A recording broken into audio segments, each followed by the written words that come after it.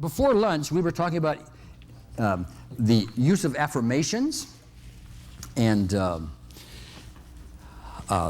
fact that, well, I'm going to read this thing again. If I can find it in just a minute. Affirmations are among the most powerful tools we can use for personal transformation. They are highly reliable, easy to use, and are based on impeccable logic.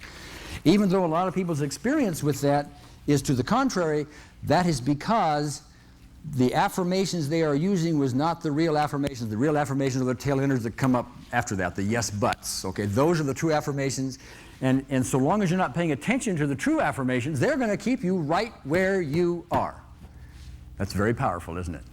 Very powerful.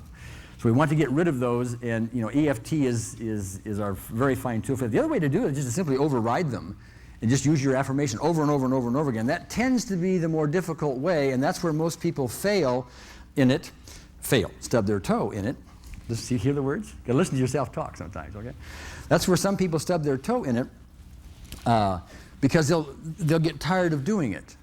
And they won't keep doing it, so they won't overwhelm it. But if you can use EFT and get rid of them quicker, then there's less competition, and they can move forward with a great deal of facility. Now, I want to see if you guys can finish this sentence for me, okay? Winston tastes good like a... Now, isn't that interesting? That has not been on radio, or it's been illegal for radio or TV for like 25 years, something like that. Some of you may be a bit younger and have never heard it, but many of you have. Winston tastes good like a cigarette should. You deserve a break today at McDonald's. Okay. Bud Weiser. Okay. Do advertisements write on our walls? Yeah, they sure do. Whether or not you agree with the statement, Winston tastes good like a cigarette should, it's certainly there on your walls, isn't it? What you do about it may be something else, but it is something on your wall. And you know what? Advertisers spend billions and billions and billions of dollars to do one thing, to put their writing on our walls. And you know why they spend billions? Because it works. That's right. They spend billions and billions and billions because it works. And they do it through something, there are two principles involved in that. One of those is repetition.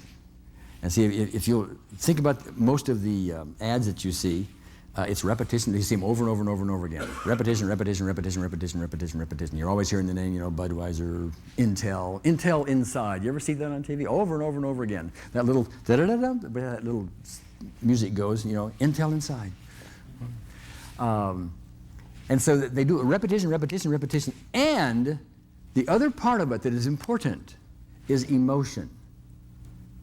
They want to make it emotional. That's why when it goes Intel Inside, there's this little goes with it. And that helps, the little music helps to add the emotion, okay? Now let me ask you this. The Winston ad, when it came out, there were two forms of it. One of them was, Winston tastes good like a cigarette should. The other went like this.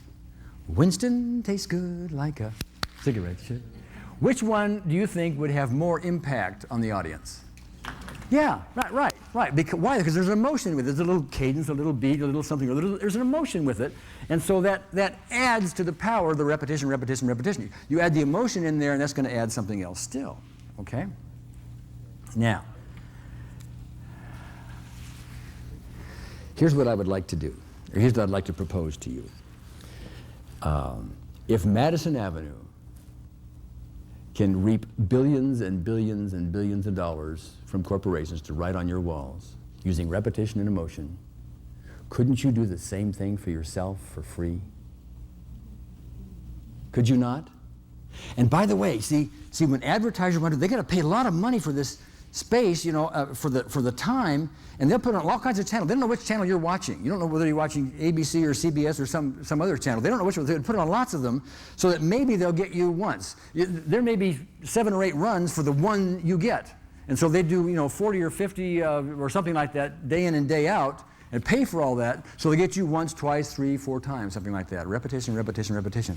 And they're willing to pay that. Okay? Now, if you wanted to repeat, let's say, an affirmation or your own advertisement, however you wanted to word it, to yourself, could you do it more than 3 or 4 times a day if you wanted to? How many times could you do it if you wanted to? Many as you wanted to, over and over and over again. So you have control. They don't have, see, the TV advertisers, Madison Avenue, would love to have your control over that, okay?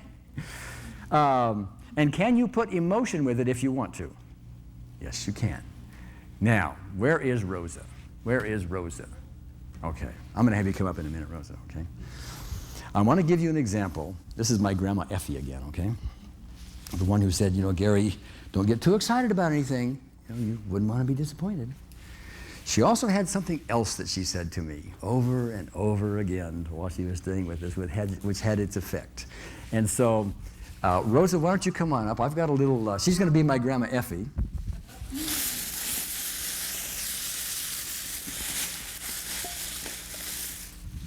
And let me see, what I need, can I borrow that chair right there? I need that chair right here.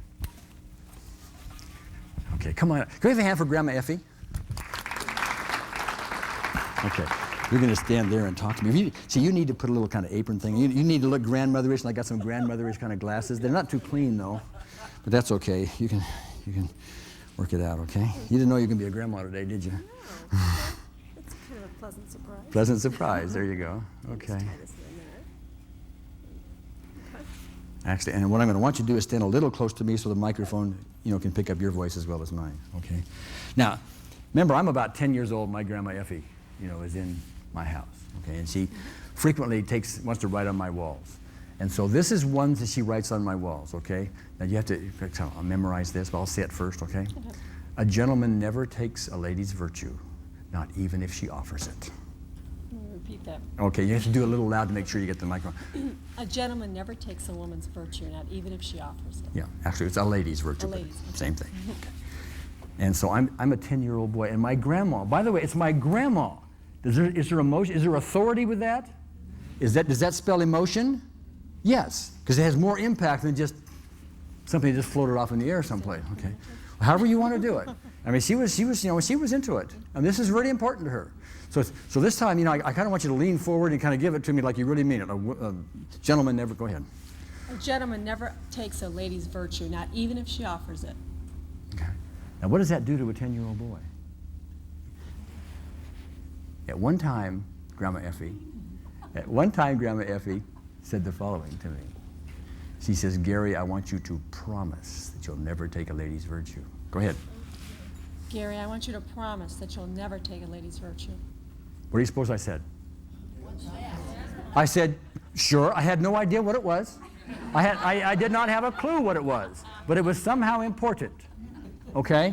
I didn't even know where she kept it. I didn't know anything about it. Okay? But I did. The writing on my wall at that point was something like, well, it can't be all that important because it had nothing to do with baseball, apparently. Okay?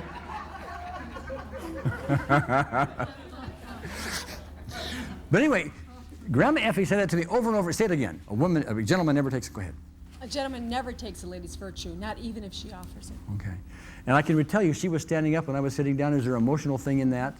It's an authority figure. It's my grandmother. She's saying this to me over and over and over again. Repetition in emotion, repetition in emotion, repetition in emotion. Okay?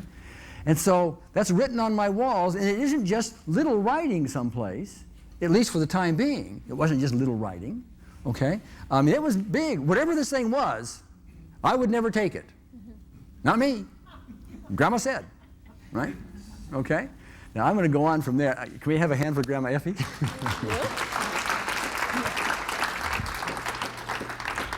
Thank you. And could I hand that back to you, Nate, if possible?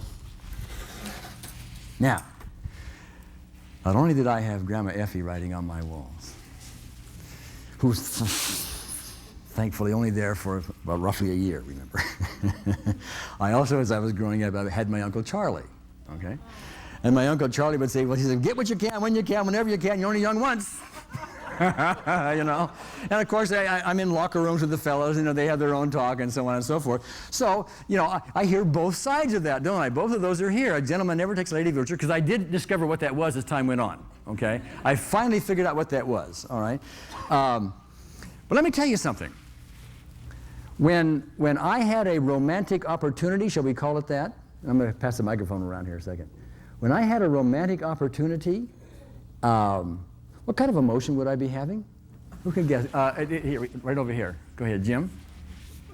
Big time performance anxiety. Big time performance anxiety. Oh, well, okay. All right, go ahead.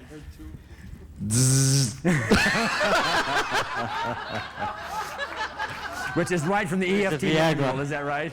I didn't hear what you said, Jean-Louis. I didn't hear what you said. Oh, I don't think I should say it. Oh. You don't think you should say it, okay. I don't think you should say it either, whatever it was. you have a, oh, I'm sorry. Confusion. Confusion over what? Well, having conflicting things on your walls that were arguing with each other. I also have some instincts going on too, don't I? Oh, yeah. Yeah. All right, let's go over some of the mechanics of properly doing an affirmation. Right? I've seen lists of how to do affirmations that go this long, okay, but they all boil down into certain essentials, okay? And one of the most important things is you've got to want it. Whatever you're going to affirm, you have to really want it. That doesn't mean it has to be a burning, driving desire, but it has to be a want rather than a should. Now, for example, if your parents keep telling you, well, you should be a lawyer, go to college and be a lawyer, you should be a lawyer, you don't want to be one. You can always affirm, I'm a lawyer and I'm making lots of money doing the whatever in this kind of lawyer business. You can affirm that if you want. But if it's not one of your wants, if it's a should instead of a want, you're not going anywhere with it. You're not going anywhere with it because you've got too many tail enders about that. And it isn't something you want anyway. Not really. Not at the core level. So it needs to be a want, not a should. Okay? Some people will affirm more money. Okay? Because why? Because their parents came from money. Because their father built a business and did well. And so to them, that's a should. What they'd really like to do is just go off into the wilderness someplace and look at the butterflies. That's what they really want to do. And that's what they should be affirming, not what the shoulds are from our society or from our parents or somebody else.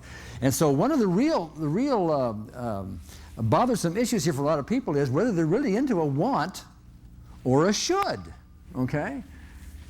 And sometimes, one of the ways you know that you're into a should is if you start affirming it, here comes your tail enders, and you don't even want to tap on your tail enders. Okay? You're really losing enthusiasm for it altogether after a while. Hey, ask yourself, is this a should or is this a want? Is this a should or is it a want? Okay? That's really important. It's got to be a want, all right? You also must believe it's realistically possible. When I was talking about the money thing going at $18,000 to $400,000 a year, going from 18 to 40, the first step, to me it was realistically possible. That may not be realistically possible for somebody else in their own thinking. So they start smaller. But it's got to be big enough to be excited about. I mean, why go from 18,000 to 18,300 a year? Does that excite anybody? It's not, why bother? Okay? So it's got to be big enough to be exciting, to get the juices rolling, but small enough to be realistic within your own belief system. Okay? Now, also you need to state your affirmations in the first person present tense, as though it's already here. Because what you're doing is you're creating new neurology for yourself as though you're already in that place. That's why my affirmation about money was, I earn easily and consistently $40,000 a year in my example. Okay? I didn't say I will earn, did I? Or someday I will earn, or something like that. Because when you will earn it, when is that? When is that? And by the way, should you put a time limit on an affirmation? I will earn by next year so much. Well, there are different attitudes on that, but I don't, because all I really want to do is to develop and condition in my own thoughts new consistent thoughts. And they will take their own place in my reality as I'm doing that. Okay? By the way, something that's really important about this is a lot of people will start off and they will have a certain affirmation, a certain goal, if you will. And they'll have affirmations about it, and they'll start down the road about this. And they'll get partway down, and all of a sudden, for some reason, that goal doesn't seem quite as important as it used to be. But one over here now seems to be more important for whatever the reason. But they will tend to say to themselves, oh no, we got to go for where we started. There's a writing on the wall that says, please finish what you start. Okay? You must do that or something's wrong with you, and so on and so forth. But I wouldn't do that because one of the beautiful things about it is you get started in a direction, and that's what's important here. You get started in a direction, okay? And as you go in that direction, you'll see new avenues and new opportunities, and just go where you want to go. It can be a very freeing, very fun thing. When it becomes work, you're doing it wrong. Profound, by the way. When it becomes work, you're doing it wrong. Also, if you're using willpower, you're doing it wrong, okay?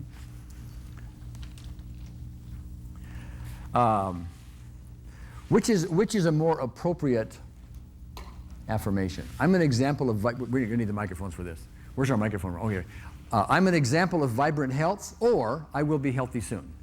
Who wants to respond to that? Go right here, Frank. The first one, it's in the present tense. Yes, in the present tense. I am an example of vibrant health. Okay, I will be healthy soon. When is soon? Okay.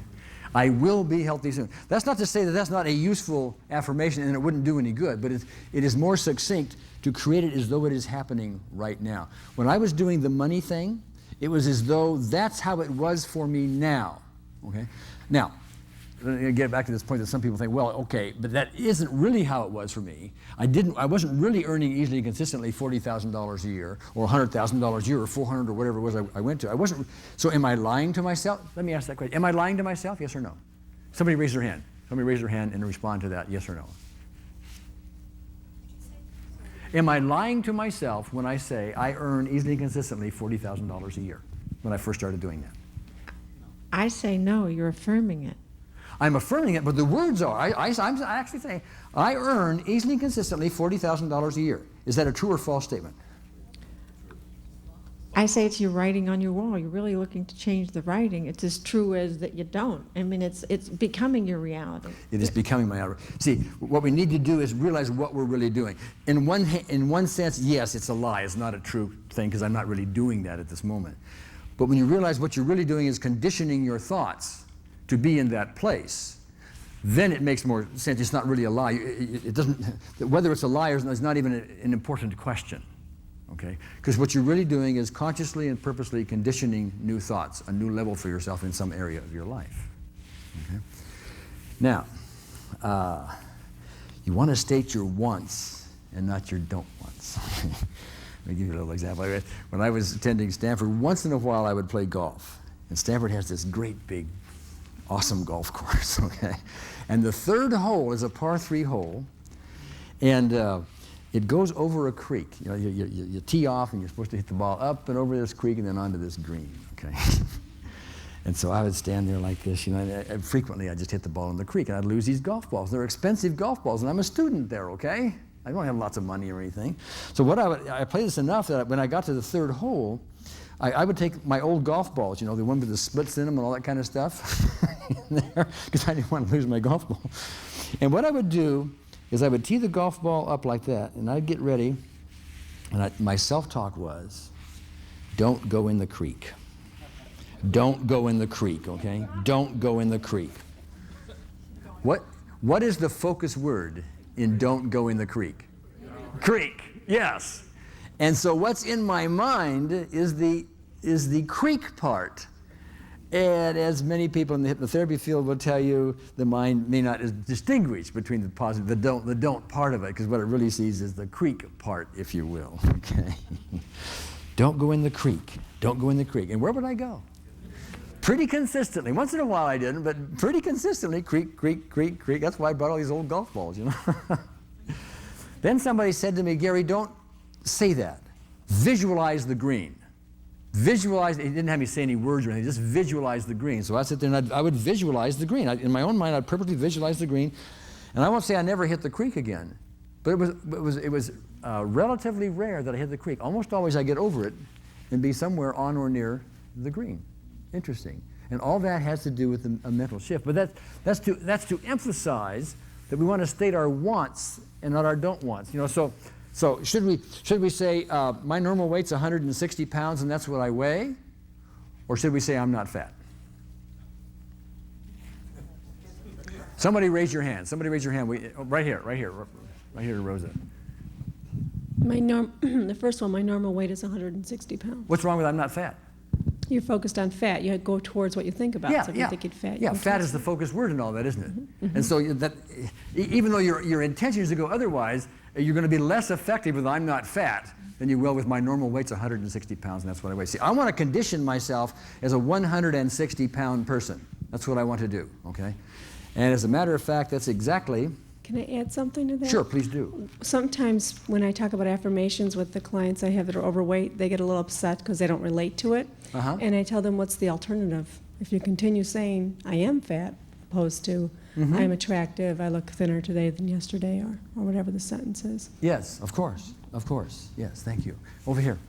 Over here. I just wanted to share something that I tell my Tai Chi students, because many of them are elderly and they come in with because it's permitted to talk about your body in terms of complaints. Mm-hmm. And one of the best things I've offered them, I think, is watch what you say around your body. It's listening. Yes. Yeah, you are. Watch your words is another way to say it. See, when we use affirmations, we also use words. And it's important to use the right kind of words in there as well, the right choice of words, as well as the way they're put together. Okay. Any other comment on that? Okay.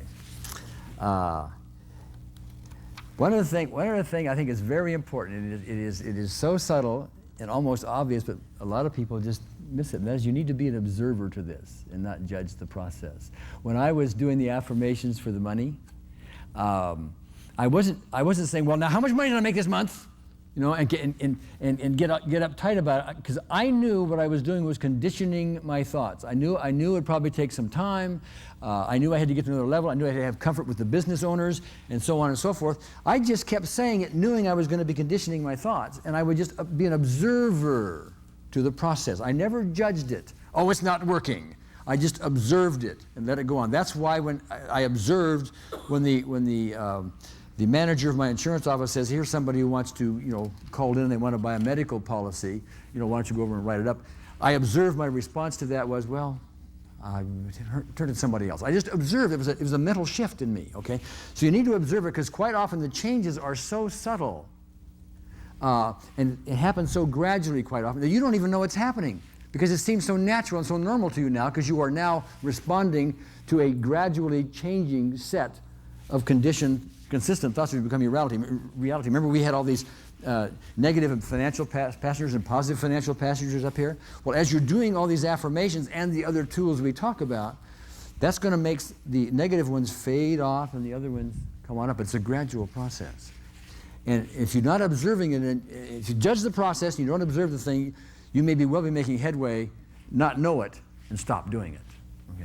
Yeah, go ahead. Back here for Jack, please. One thought, and Buzz told me this a while back and just reminded me of it. In a basketball game, if a person's at the free throw line, he's a pretty good shooter. Someone on the other team, if all they say is, don't hit the rim, if that goes into his mind, if he processes that, well, the subconscious ignores don't. Hit the rim. Yeah. And so it's that really, would be the focus. This stuff is powerful. It's really interesting. So I just wanted to add to that. Yeah, I forgot the exact event, and I may be saying this incorrectly, but it was a championship game a season or two ago between the Chicago Bulls and Utah Jazz. And I believe it was Karl Malone, right at the very end of it, who had some free throws to shoot that were critical in the balance of the game. And somebody whispered, like Michael Jordan or somebody, whispered something in his ear. Something like, don't hit the rim, or don't choke here, or whatever the case may be. No, Scottie Pippen just walked by and just whispered that in his ear. And he blew both, he's a very good free thrower. And he blew both free throws, and the Bulls went on to win. Really fascinating, I would never want to use that if you're in competitive tennis or anything with anybody. I wouldn't do that. I want to give you, I'm not going to go over all of them here because there are so many different affirmations we could have for different things, but in your handout, affirmations 4 samples, there are a number of samples there you can just go through on your own and take a look at if you wish. Sometimes people, despite conversations like we're having now, are still skeptical about the use of affirmations. They still have not gotten, if you will, that the tail enders are the real affirmations, and those are the ones you want to listen to and use the EFT on and get rid of, okay? So what I'd like to have you do, just to give you an idea of how powerful affirmations can be, I'd like to have you repeat the following affirmation for me, okay? Repeat after me. I'm developing cancer. Go ahead, I'm serious. I'm developing cancer. A little louder, please. I'm developing cancer, going blind, have constant pain, and will be dead by my next birthday. Wait a minute, how come only a third of you are talking? Let's do it again. Everybody, please, it's okay. I'm developing cancer.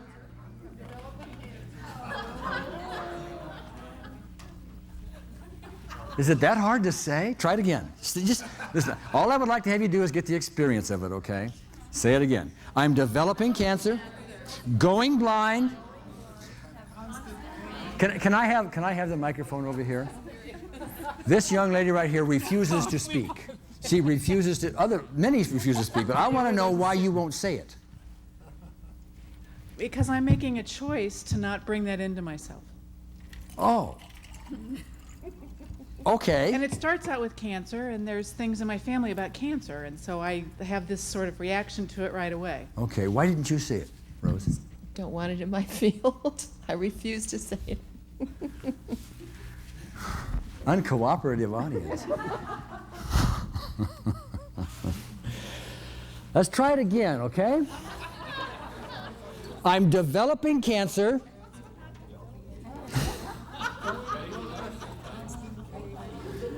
Well, am I making my point?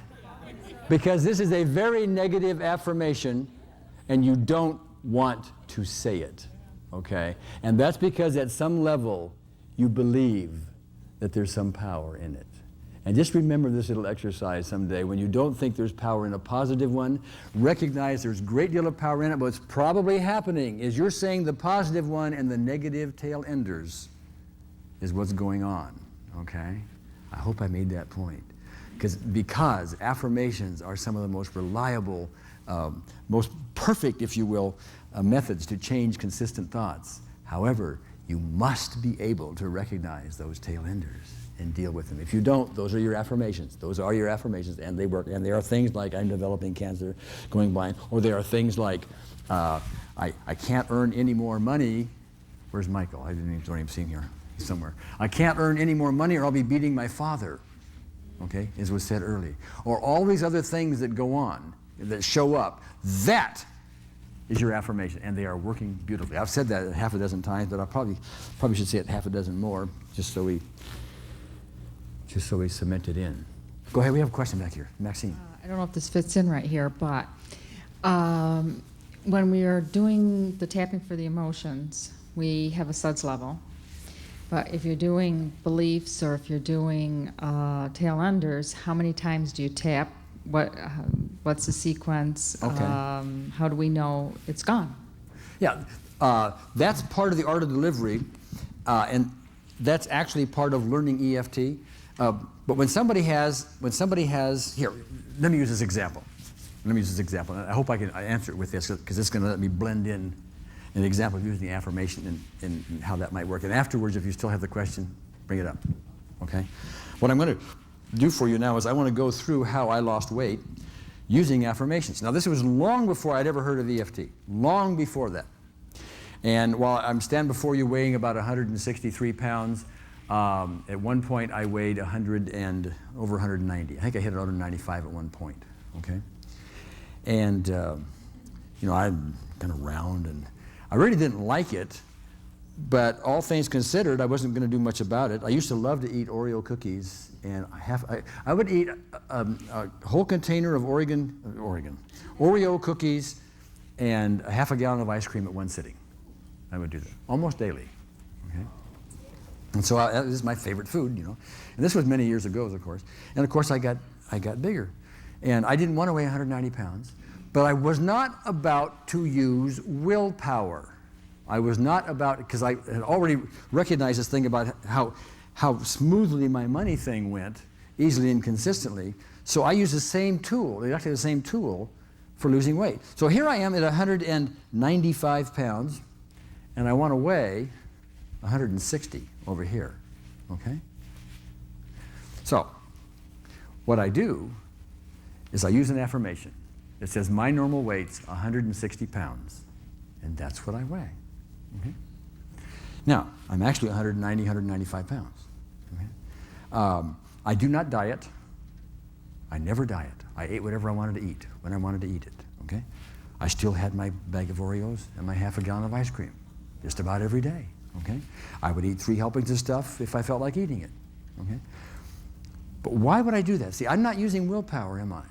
What I do is I know I'm not judging the process, I'm just observing it going on, and I keep saying it and keep saying it and keep saying it, and I add imagination to it, daydreams if you will, because I would imagine having to take all my clothes in, taking that and be permanent, take all my clothes into the tailor and have the pants come in and all that kind of thing. And I would imagine the feeling, if you will, of cinching my belt in because I wouldn't quite be able to hold my pants up anymore, and that kind of thing. I would imagine that. My normal weight's 160 pounds, and that's what I weigh, okay?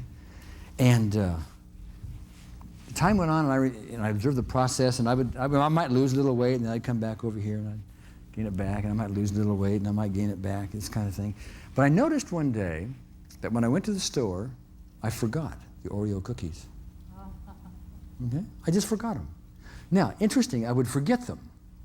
Did I have motivation once I got home and looked in the second, oh, I forgot my Oreo cookies, to go back and get them? No, I didn't. And I observed that. It's progress in the right direction. Ordinarily, I might have said, oh my God, I forgot my, oh, back in the car, let's go get the cookies, okay? But I thought, no, I guess I don't. I guess I don't need them, okay? And so I would lose it, I would do that, and then I would lose a little weight, and I'd come back over to here, and I'd lose a little weight. Or excuse me, I would lose a little weight, and then I'd gain it back and forth, but I wasn't judging the process at any time. Now, let me stop here a second. One of the advantages I have in that is that from a tail ender's point of view, if there were any, I wasn't finding them. There probably were some, but I didn't even know what tail enders were at the time. And I just kept saying it and saying it and saying it, and I was either, whatever was there, I was overwhelming, okay? But what might a tail ender be, and here we can get to your question, Maxine, what might a tail ender be for someone who's trying to lose weight and says, my normal weight is X, whatever they want to be, and that's what I weigh? I'd like to get the people to raise their hand, and let's talk about that for a minute. What might it be? Bull. Bull, and what's behind that? No way. And why not no way? Past experience, past. Okay, trying. what kind of a past experience? Diets and diets and diets before. Diets and diets and diets before. You say tried and tried and tried and tried, and it never worked, okay? Finish this sentence for me, as if you were either yourself or somebody else, okay?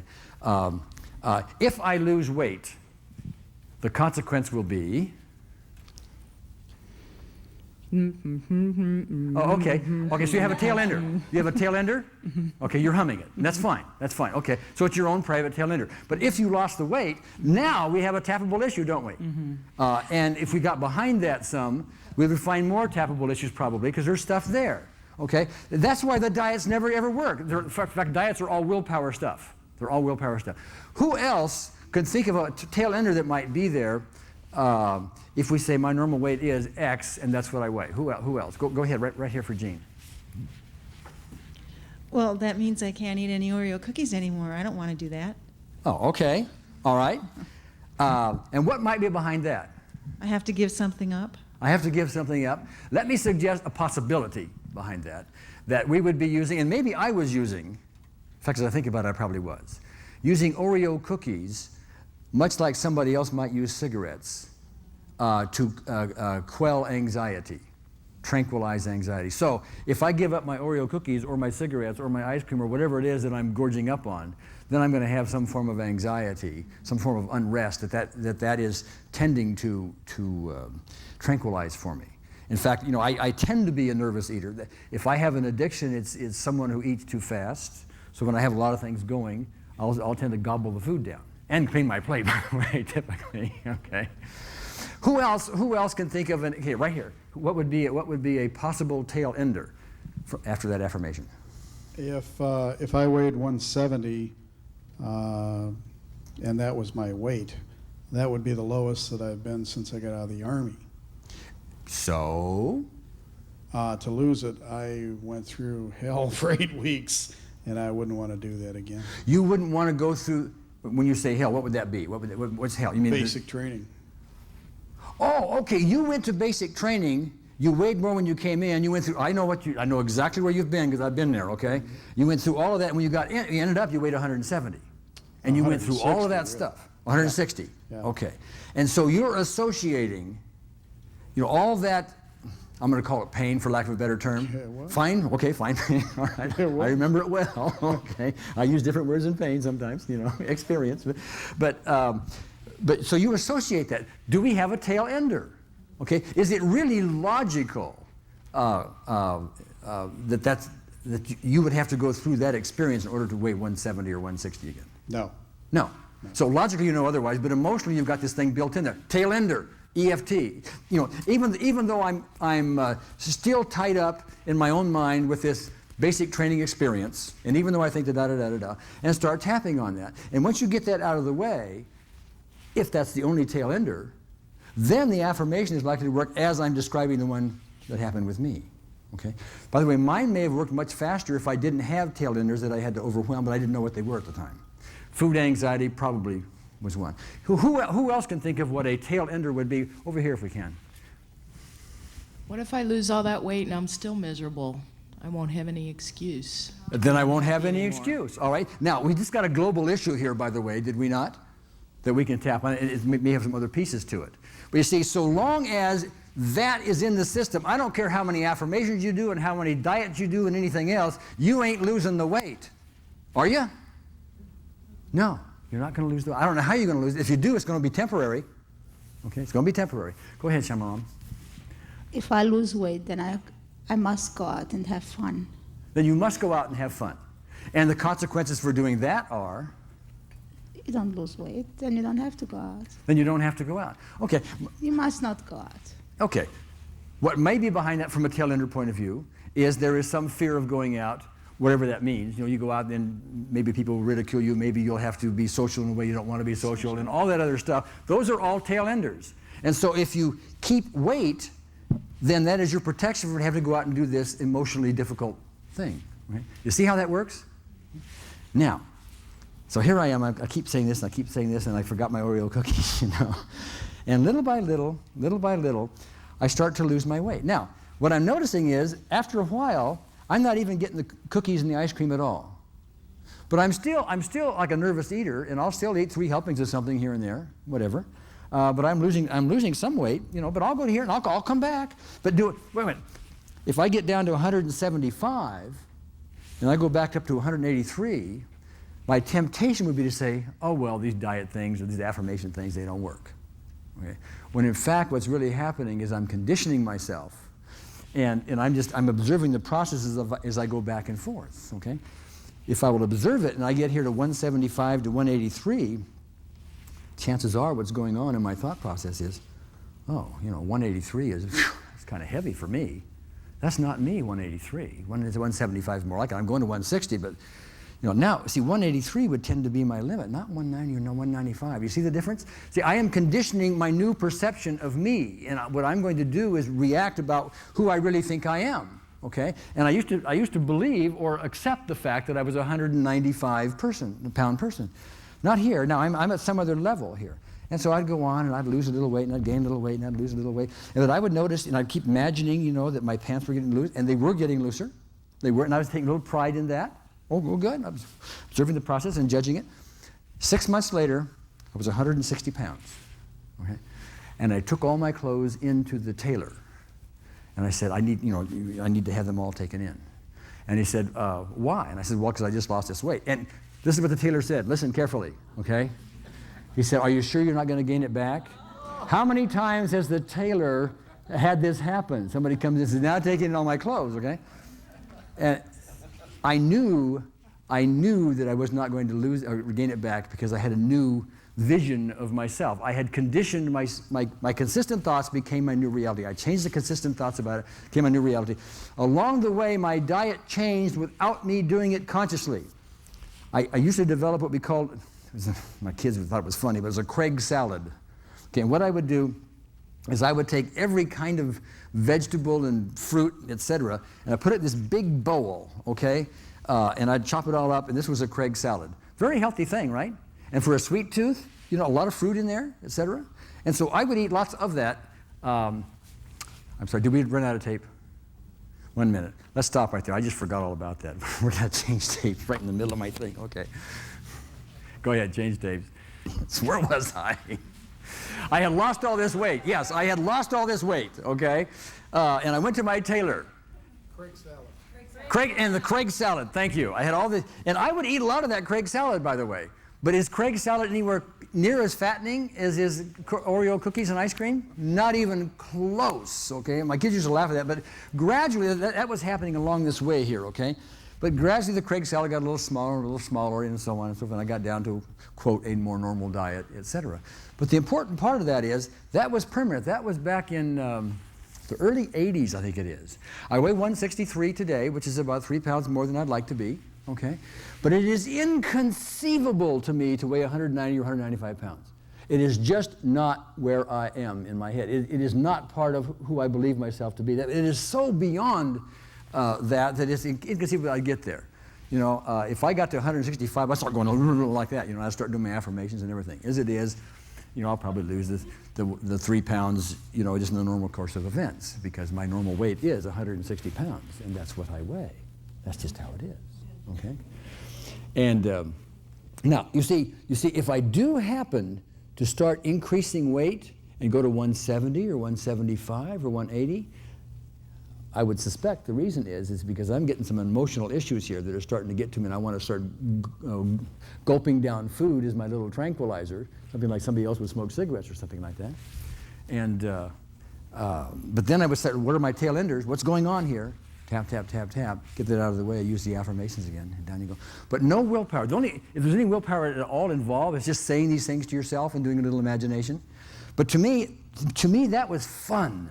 It was a challenge. The money thing from 18,000 to 400,000 was fun. I would sit there and do that, and I'd sit back and be an observer to the process and watch it unfold. It was fun to do. Even when I was going the wrong direction, it would be fun to do because I'm observing it and watching it. And I would literally change my own thoughts, my own consistent thoughts, and they would show up in my reality. Lots of fun. Questions on any of this, please. Go ahead, back here. I'm just fascinated by how you seem to, like, throughout your process, have so little emotional attachment to where you were in your process. You know, like you're saying, being an observer and not judging. How did you not have emotional attachment? Yes, thank you for the question. And I don't know the answer. I'm only going to tell you what I think, okay? And that is, I was fortunate enough not to have a whole lot of emotional baggage going into this, a whole lot of tail enders, if you will. And so I can stand back and be the observer. But I will tell you this, once you have EFT'd, tapped, whatever you want to do, and gotten rid of the emotional stuff in the way, then I think it'd be much easier to just be this observer. It was a lot of fun to do. But if I'm trying to lose weight and I say to myself, you know, if I really lose this weight, then I'm really going to know that nobody loves me, okay? Some people say a lady might say, if I lose this weight, then the men are going to hit on me, and I really don't want that, okay? But they may also say, maybe I'll lose the weight and they won't hit on me, and then I'll know I won't be loved, okay? So if I have things like that going on, it's very hard for me to sit back and be an observer, isn't it?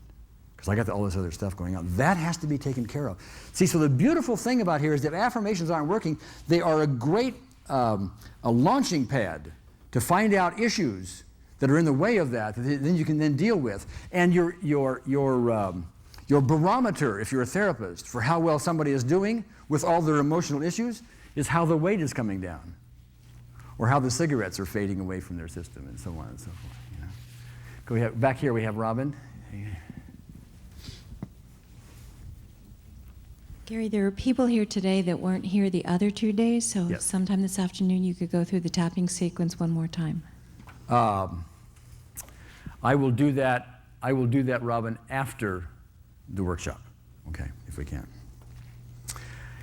Any other comments or go right here? Yeah.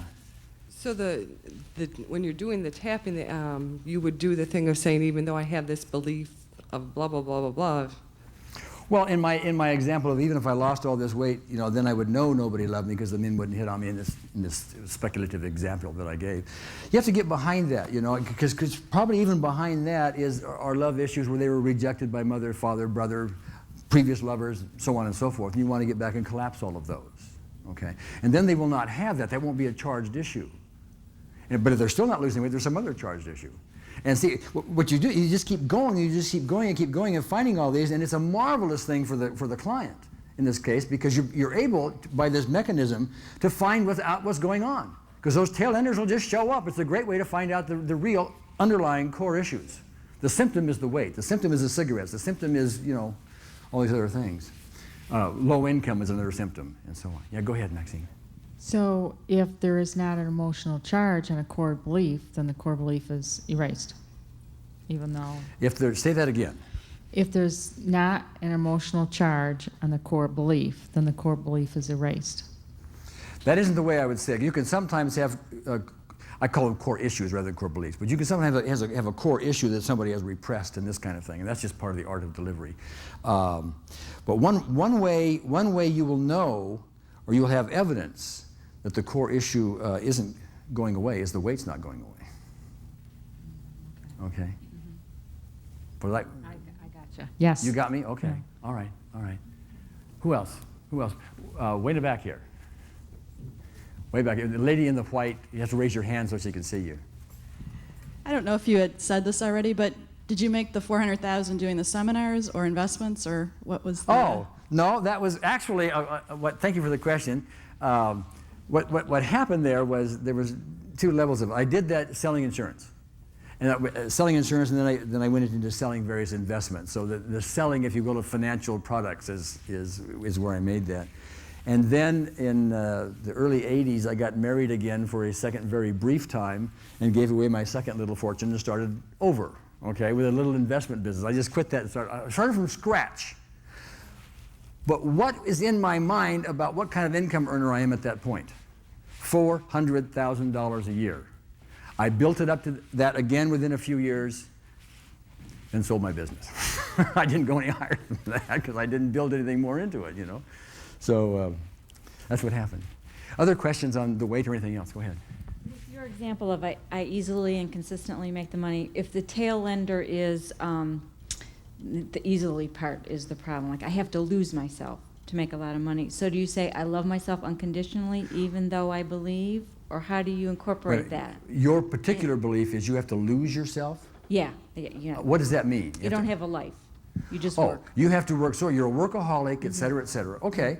All right. And so when I say I earn easily and consistently X number of dollars, you have somebody that says, no way, because the way you earn money is, if you get behind that, you've probably got, you know, some kind of thing that says, you know, you got to work hard for your money. An honest day's work for an honest day's dollar, etc. Yeah. Okay, and so long as you're stuck in that, and you have to work for so much an hour, and et cetera, that's going to be a problem. So what you need to do is go back to where that came from. Maybe your father said that, or your mother said that, or your uncle said that, or something like that, and that landed with you. You need to start tapping on that. You may also need some other input about the unreality of that.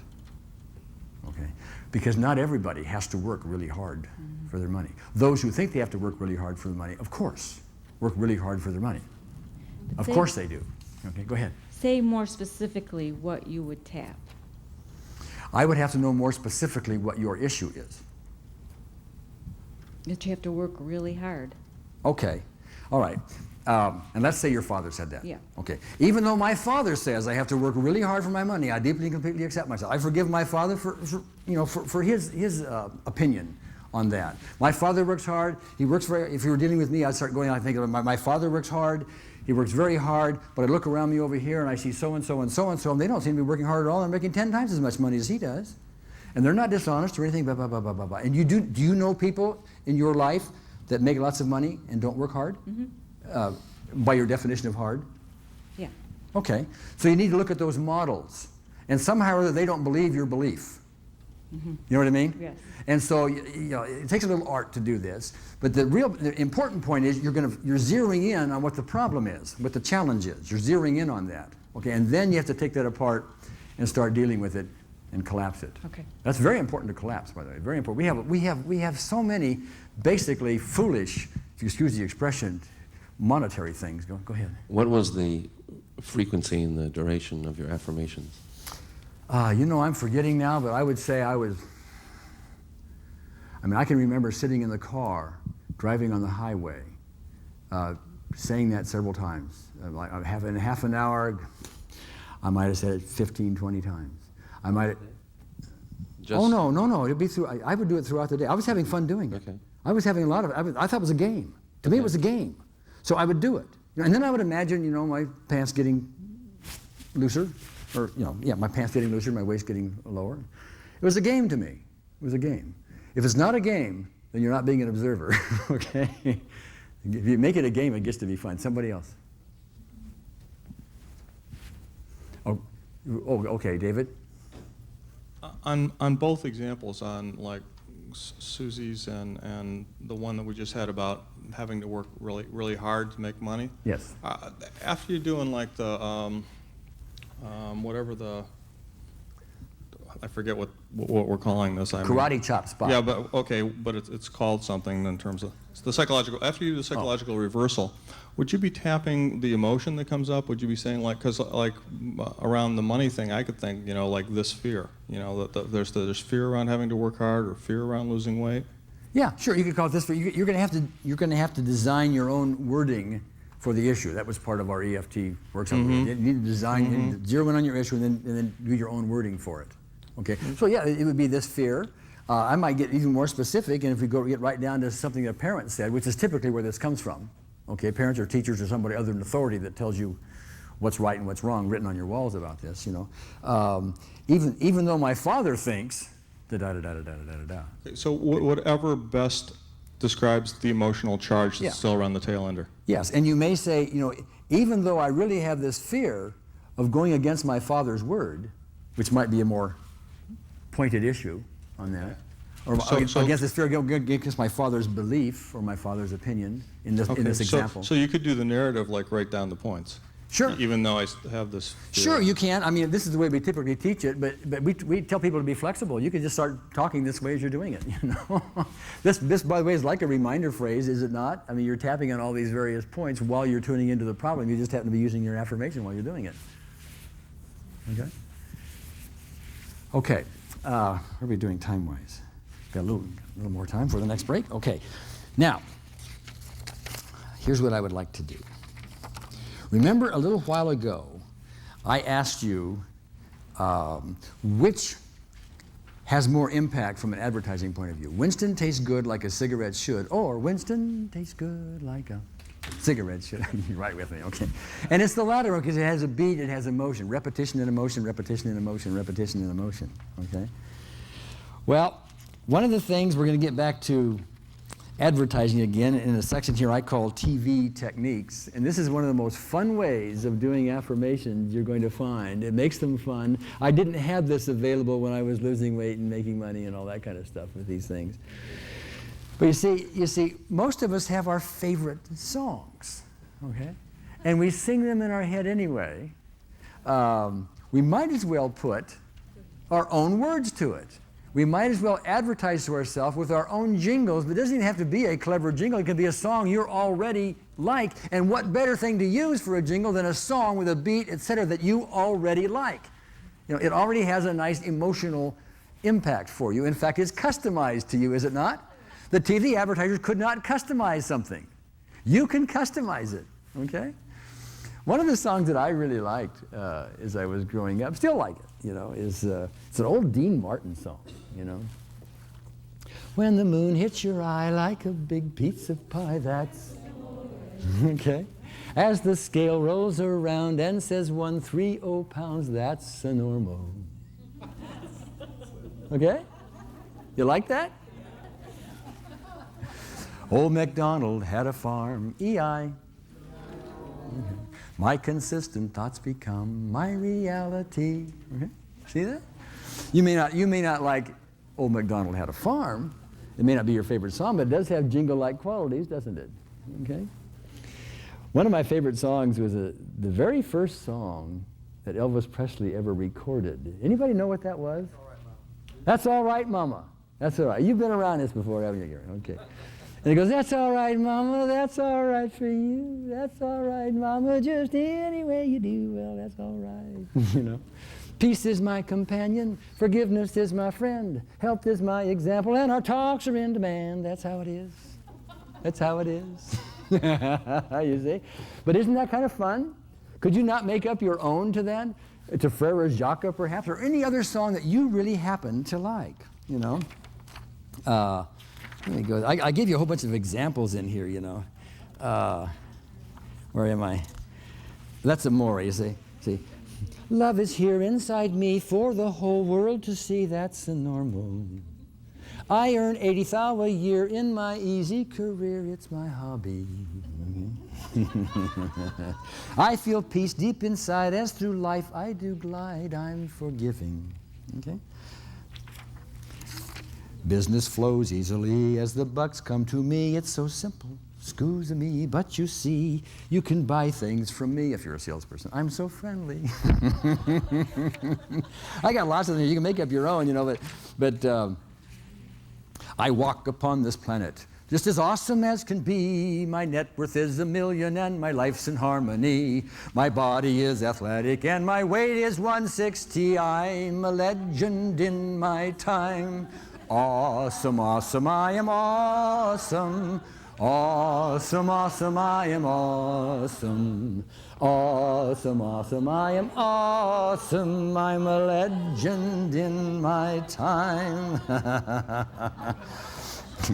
Or you go ahead and look beyond my limits and see opportunity. I earn 50,000 as the bucks they come to me. I swell with pride within me and I'm peaceful as can be. I'm the one in charge. In charge. There we go. People are getting into this a little bit, okay?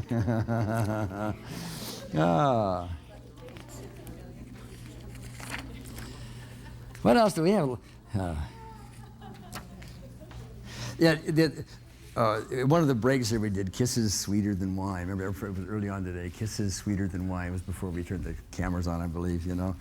But see that little chorus, she had kisses sweeter than wine. If you happen to like that, you can put just that one little phrase. You can put other things like, I think in new territory, okay? Prospects are a-calling me, you know? Whatever you want, you can put anything you want to do in there. You can really have a lot of fun with that, okay? And, you know, the idea is simple enough, and I'm just going to give you the idea instead of going through a whole lot more, unless you want to spend some more time on it. You know, go ahead, back here with Meryl. Meryl. Whoops. I have a really fast mic runner here, okay? Can you stand up, Meryl? Might be easier for the people to see. Okay. Stand on the chair? Okay. I did Gary's Palace of Possibilities in Las Vegas. And so I'm sitting there, I get songs in my head anyway, so I was sitting there writing some words to this new song. And all day long, then it was in my head, and I was singing, money, money, rolling in, rolling in. Money, money, rolling in, rolling in. In the casino tonight we will play. Money, money, rolling in, rolling in. 4 of us went out to the casino. I was the only one that came home with money.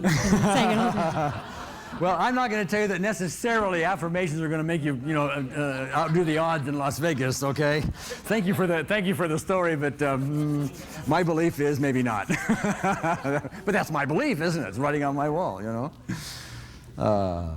My goodness, my goodness, my goodness. Okay, but what I want to do now is I want to go into the actual tool that I currently use more than anything else. Now that's just for me. It's not necessarily for you. You may not find this for you the favorite tool. But that's daydreaming. Daydreaming. Daydreaming.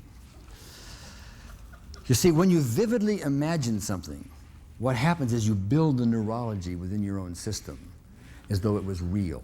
Now, I want to go through a little exercise with you. I want you, and you need to put your pencils down for this, kind of sit back in your chair if you would. I want you to have appear in your hand, okay, a fresh lemon. Nice yellow lemon. In fact, if you will, use your imaginary senses and just kind of feel the kind of oily skin on it, if you will, and the little, maybe little pock marks that are in it. Just kind of feel that, okay?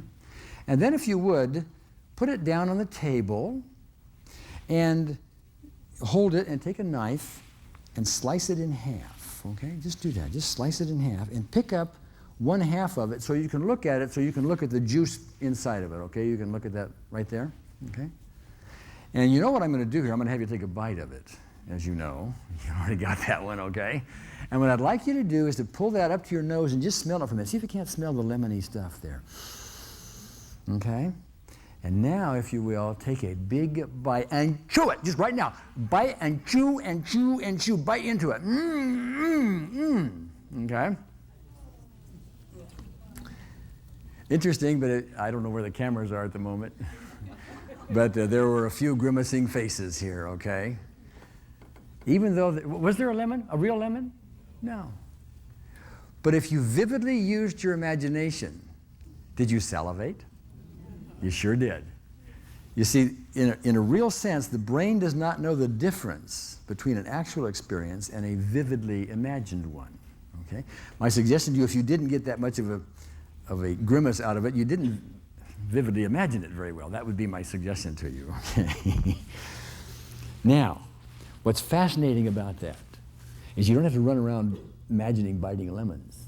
You can imagine yourself in a new reality. A new income, as I was doing, a new weight, a new whatever that you want.